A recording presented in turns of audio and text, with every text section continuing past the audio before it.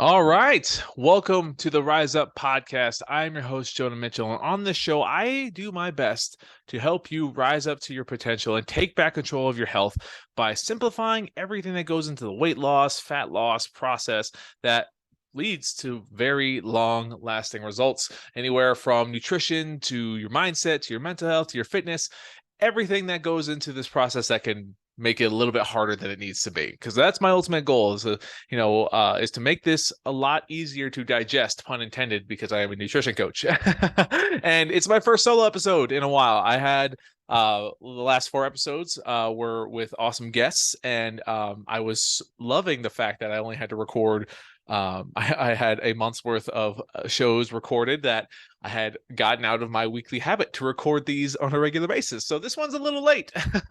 And I am going to get caught up. And as I try to coach my clients, help them understand that perfection is not the goal. It's just getting back on the path that makes us feel better and that allows us to get to where we want to go. And ultimately, I want to continue to grow this show to help more people, and do my best to make this process a lot easier than it has in the past. And today is going to be a good one, because this is a very, very common struggle for most people, and it's something that's still, like, it doesn't bother me nearly as much as it used to, but it's something that I struggled with a lot, for many reasons. And today we're talking about the scale, right? And what the scale actually means, and how to really understand it. Because when the scale goes up, our automatic thought process is that, holy fuck, what the hell did I do? What? I screwed up, I messed up, I need to go overcorrect. I need to burn off all this fat that I just gained. And the reality of the fact, or the reality of the situation, is not as extreme as our minds tend to go, right? And the reason why we make it a little bit extreme is just how uncomfortable we can be in our current state.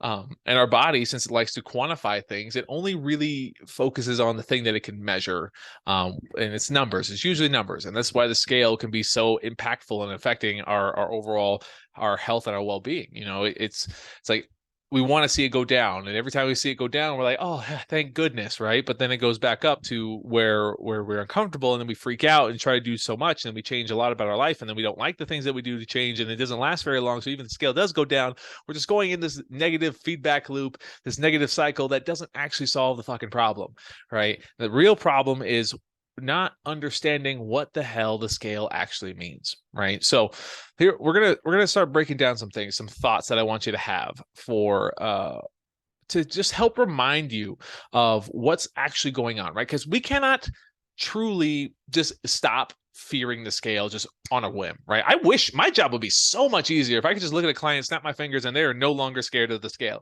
right?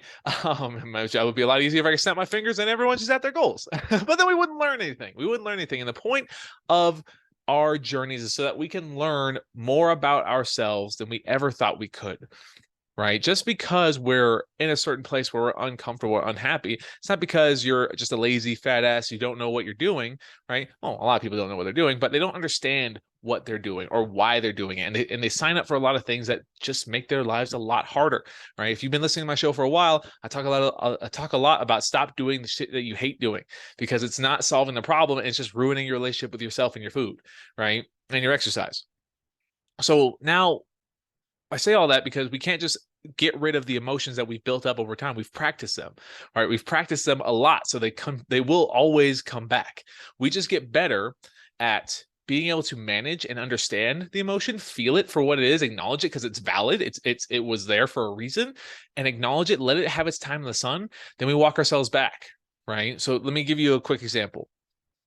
You are dialed in Monday through Thursday, right? You're hitting your calorie amount, you're going on your walks, you're getting your exercises in, you're feeling good. Friday rolls around, right? Friday, everyone at work wants to go out and get a drink. Fine, whatever. What's one or two beers? Can't complain. Well, it's not too much. It's been really good all week, right? Then, you drink a little bit more than you anticipated. You probably get 5 or 6 drinks instead of just the 1 or 2 you thought. Then you're a little bit more hungry because you're starting to get a little tipsy. And fun fact, when you start getting drunk, it's much harder to tell when you're hungry and when you're satisfied. You just feel hungrier. It's a a hunger stimulant, as I've heard in the past, and it is true, right? It's very easy to overconsume food. So we're drinking a little bit more than we anticipated that Friday night. Then we start eating a little. Then we start eating a little bit more than we even accounted for, because we didn't even talk about eating, right? Then you wake up the next day, you don't feel very good, and you're like, man, well, I guess the whole weekend's out the rails. I'm just gonna go out and order breakfast in. Right. And our friends are going out tonight, so I'm probably just going to go with them and just, what, I'm going to start again on Sunday and Monday, and then you go through Sunday, and it's kind of a day where you're like, I don't feel that great. I'm going to do my best to eat at home, but, I'm still kind of off this wagon of just like, I'm going to eat candy now. I'm going to eat the things that I shouldn't be eating because I'm already here. I'll just weigh in on Monday, see where it goes. Right. Then Monday comes and you realize everything that you just did. And you're like, holy crap. I gained so much weight over this weekend, and now the fear of the scale is creeping in your head, and walking up to the scale is terrifying. But for some reason, you have to see the number. You have to see it, right? And then you step on the scale, and it's up 6 pounds. And then the cycle starts of like, holy crap, Monday, Tuesday, Wednesday, Thursday, I am dialed back in because that scale scared the shit out of me. But then we go back on the cycle, right? And then we start the weekend all over again. And we say we're going to do better this time, but then we're in the social environments and we don't really understand it, right? So I'm getting ahead of myself.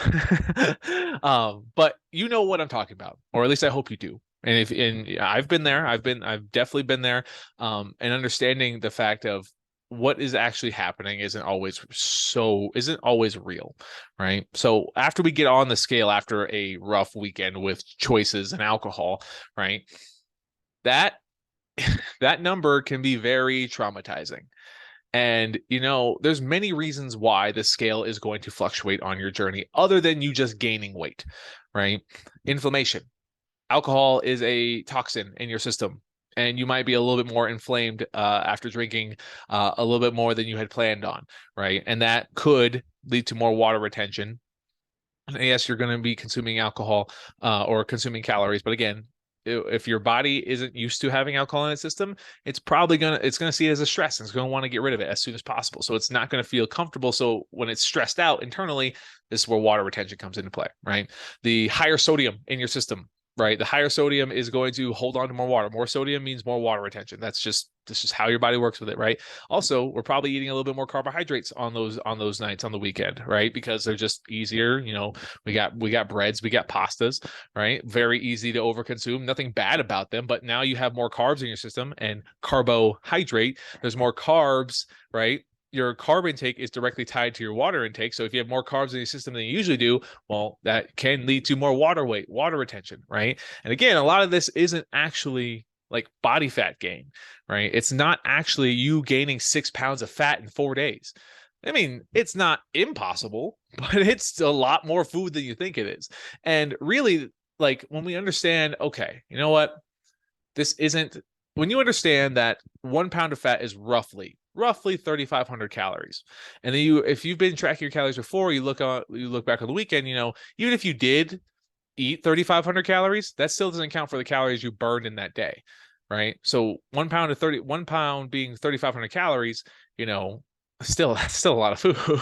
And it's really hard to get 6 pounds of fat in just through your eating, right? Unless it's not impossible, but it can be difficult, right? So the scale is not always the most accurate because there's so many other things that are going to play a factor on it. Your stress level, how you slept, right? How your body's feeling in general. If you're not feeling that great, say you're sick, you'll probably lose weight if you're not eating or drinking anything, but then you go back to normal and the scale goes back up, right? There's just so many things that play a factor in the scale. So what should you do when the scale is creeping up, right? Well, the first thing is to identify what's happening. What is going on? How are you currently feeling? How have the last couple days been? Because if you don't give yourself the context of the situation that you're in, you're just going to take the number at face value and then make your decisions moving forward with a very narrow view. And it's not always going to be the choices that are going to actually solve the problem. It's going to avoid the actual problem and keep us in the cycle, right? So we see the number on the scale and we're like, holy crap, that's way up and I don't like that. you know what happened this weekend? I did not pay attention to my food choices. I got a little bit more alcohol in my system than I wanted to. And I should have said no at certain times, but I was just very uncomfortable. I didn't want to. And that's all my bad. This is all completely in my control. And I just didn't show up the way I wanted to. And that's okay, right? Because we don't know what we don't know. Even though we think we should know, even though we tell ourselves that we know better, doesn't mean that when we're in the game, when the stresses of being around people, around food, around alcohol is like right in front of us, we don't always know how to make the best decision. We just kind of go with the flow. We go with what we know, right? And that's where it's like, okay, if we're not able to look at it for what it is and what happened, and accept what happened, and understand what's one little thing that I can do to make this a little bit better. Right? What's one little thing that I can do to make this a little bit better? Right? Is it set a boundary for myself? Is it keep it to 1 day instead of 3 days? Right? If it's a little bit better than the last weekend before, that's progress. Doesn't mean that you have to completely abandon living your life. It's like you made a lot of decisions that weren't always your decisions. They were split-second decisions that you didn't give yourself the time to actually process. You just did it. And you did it for fear of judgment, for the discomfort of saying no, right? But ultimately, if those choices lead you to beating yourself up and then freaking out about the scale, are the choices worth it, right? And this is where I want you to start understanding what you should do about the scale is ask the questions, or ask different questions about what you're feeling, what you're seeing. Because if we can start thinking a little bit differently about the scale, actually, if we can start thinking differently about everything that goes into our weight loss or fat loss journey, it will get a lot easier, because we're going to start getting new answers, right? How do we want to feel after a weekend where we enjoy time with friends or family, right? Do we want to feel miserable like we gained 6 pounds? No. Do we want to feel like we did our best, that we set boundaries, we controlled what we could control, that we didn't go against what we want to accomplish, right? If we did, right, then we have no reason to beat ourselves up. And even if the scale is up and we controlled a few things, that's better than the weeks prior, right? Because most importantly, if we don't, we need to identify what the goal is or where we want to go. So if we don't know where we're at, if we don't know where we're going, and if we don't identify and accept what happens, that the choices that we make are our own, we will not be able to make progress. And progress does not mean stop going out. It means, okay, this is the reality. This is how I can change it. This is how I can improve on it, right? I'm like dancing around. I want to talk about so many things about this, but I'm beating this with a dead horse. Beating this with a dead horse. Man, sayings are not my thing. This is why I make my own sayings. Anyway, I want you to understand the full scenario, so that when you're in this moment about to beat yourself up for the scale, you can walk yourself back and say, this is why this happened. And you know what? I'm not happy about it, right? Because accepting it doesn't mean that you have to be happy about it. You just need to acknowledge that you're here for a few decisions that weren't of your own making. And now we can accept that and understand that. What are the decisions that you want to be making, right? This is specifically talking about eating out, right? So I'm going to kind of go a little bit all over the place with that front, but like, what decisions, how do you want to handle yourself in that situation?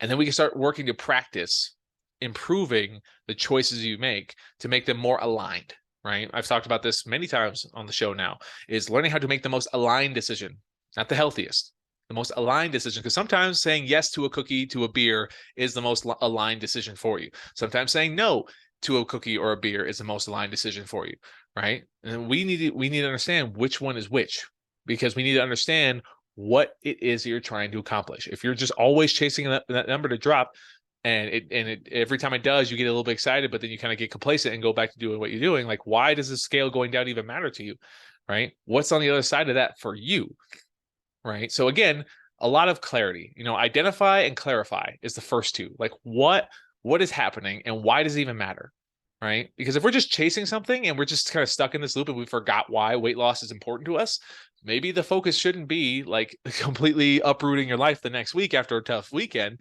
and freaking out about the scale. Maybe it's time to just revisit and talk to yourself again and understand, oh, right, that was the goal that I had for myself. And, this isn't actually working. This is actually something that's getting in the way of me getting to my health and fitness goals. And ultimately, I need to work on that problem first, is why I don't make the most aligned choices, right? And if I can make a little bit better choices than the week before, I'm making progress. We don't have to completely abandon the things that you like in your life, right? We just had to put boundaries, put guidelines in, right? So that's an eating out scenario, right? But the identify and clarify process works well if you're like having a bad night of sleep, right? You have a pretty solid week, say there's no bad, quote unquote, bad eating, right?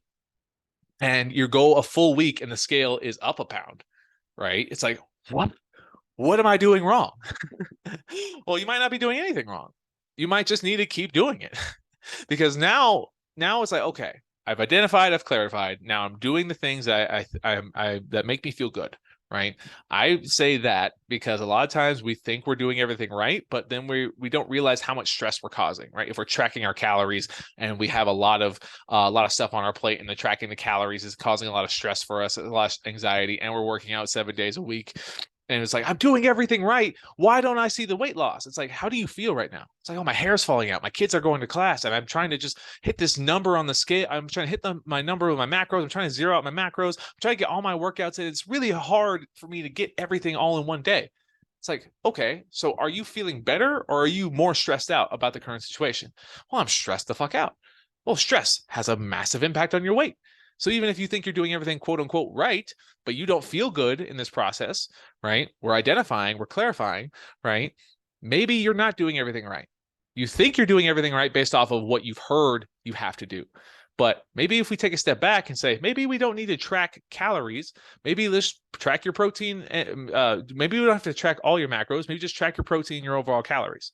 Maybe we just need to work on just portion sizes for a little bit just to get some momentum, right? Let's feel a little bit better right now and not freak out about the number, even though your plate is full, right? So I hope you're starting to understand where I'm getting at, right? The scale isn't the problem. It's our lack of awareness of the scenarios that we're in that could be causing the scale to tell us something that really isn't true. But we don't know that. We're not aware of that because we're hyper fixated on the number on the scale. And it's normal. Our brain has a really hard time quantifying emotions and feelings. It's way easier for it to quantify numbers and group things together and associate success with the scale going down. I mean, for the last, 4 decades, we've had shows like The Biggest Loser. I don't even know if that's still a thing, but like it glorifies weight loss. It glorifies weight loss. The number on the scale is what matters more. And then we go back to a time when we were happier maybe, and we remember the number on the scale above everything else. We don't remember what else was going into it. What were the reasons why we might have been a bit happier, right? Were you happy? Were you truly happier at a smaller weight? Or did you just have a lot more freedom, a lot more control over what you have going on in your life, right? You can't go back to those times because it's not realistic. You're not, parents struggle with this a lot, right? I don't know where this weight came from. Gained 40 pounds since becoming a parent, and woman, it's obviously the baby weight, right? But still, and we go back to the time when we were at our healthiest or our happiest, and we remember the number, but we don't account that maybe we're a parent now. And that going back to that is not realistic anymore. And again, this is identifying, clarifying. And right, I have children now. I don't have as much time as I used to exercise, to track my calories. Like I have a lot going on. So maybe I can dial it back a little bit and give myself a little bit more wiggle room to feel a little bit more accomplished in the current situation that I'm in. Right. So identify and clarify, then work to realistic instead of idealistic. So identify, clarify realistically. Right. Realistically is so important because if we could get realistic with ourselves and move the goalpost in a way that allows us to find some forward momentum, we can get the ball rolling a lot quicker than if we're trying to be perfect and idealistic all the time, thinking that we have to get like everything on the checkbox done over and over and over again, because that's how we saw success in the last time. It's like, hold on, wait a second. Is that even realistic for me right now? Is that fair to do all these things? No. Cool. What are 1 or 2 things I can do right now? Right. And get me feeling a little bit better. Because when we feel better, when you start feeling better, your body's a lot more or a lot less resilient to letting go of weight. Right. It doesn't want to hold on to water weight. Right. It doesn't make it impossible to lose weight if we're stressed out.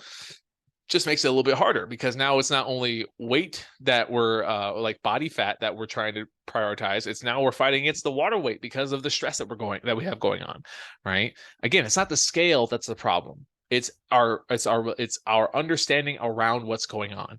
And I've been saying this a lot lately. The crazy people are the ones who are not talking to themselves.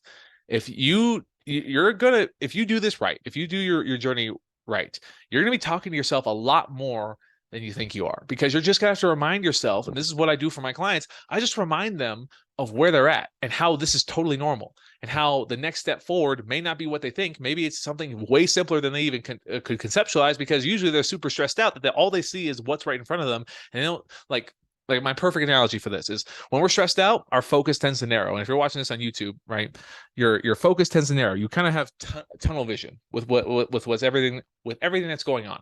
I get so excited and I start talking too fast and I get like caught up in my own words. I need to slow down for a second.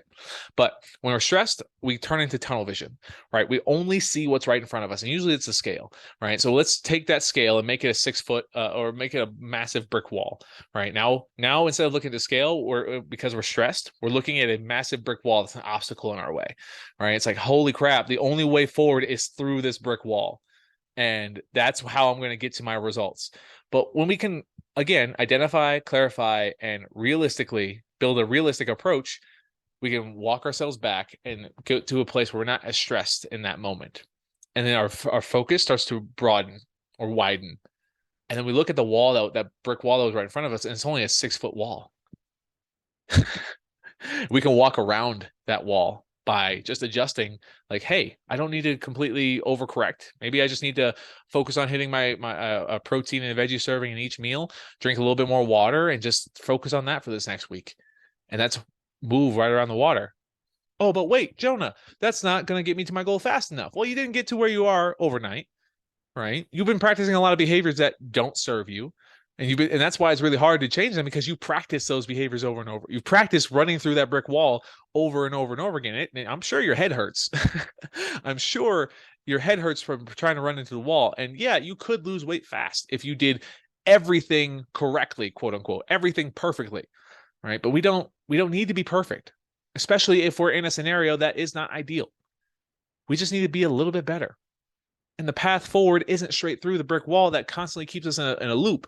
It's that clarity, that understanding, and that realisticness, realistic. I'm gonna say realisticness. I don't know if that's a word, but again, this is my show. It's a damn word, right? But that realistic approach means maybe I don't need to go through the wall. I can go around it. Maybe there's a solution on the other side. Oh, I feel a lot better, and I only focus on a couple things. Oh, the scale isn't going up. The scale's staying the same. Oh, or the scale's going down and I feel better. This is it's definitely difficult if you haven't been there before. Right. I hope this makes sense to you. If it doesn't, please reach out to me on any of my social media. I'm always happy to do my best to help explain and process, because my brain kind of goes all over the place. But when I'm talking to my clients and they're in this same scenario, this happens a lot. The question the question doesn't become, what do I need to do to fix this? It's, why am I reacting this way? Why did this happen? Is it how I want to react? Yes or no, why or why not? Usually, no, this is not how I want to react. How do you want to react? Okay, how do we make sure that we can make a little bit of progress for the next time this happens? Right? If it's a weekend problem, do we need to put a guideline, a boundary that helps remind you of what you can remain in control in? Do we need to practice or do we need to practice the tough conversations of people asking you if you're going to be drinking or not? Right? Can we be prepared for those conversations a little bit more, a little bit before we go into those conversations? Right? If it's a consistency thing and it's like, I've been doing everything right all week and I'm not seeing the results, it's like, do you feel okay? Do you feel good right now? Or do you feel trapped by everything that you feel like you have to do to see results? So, okay, maybe we just take the reins off a little bit. Let's give yourself a little bit of a break and focus on just a couple things that are going to make you feel better for now. Right. And as you build realistic momentum, idealistic can come, right? You can get to working out 5, 6, 7 days a week if that's what truly helps you feel better, but you don't have to do that. If that doesn't serve you, if that's not something you plan on prolonging, why would we practice it? If you don't plan on tracking your calories forever, if there's a light at the end of the tunnel where you just want to be able to stay in maintenance without tracking your calories, right? Why are we practicing not feeling in control? Why are we practicing wanting to control every single calorie that goes in our body, right? Why are we not trusting ourselves to take a step back for a second? You know, and it all takes practice.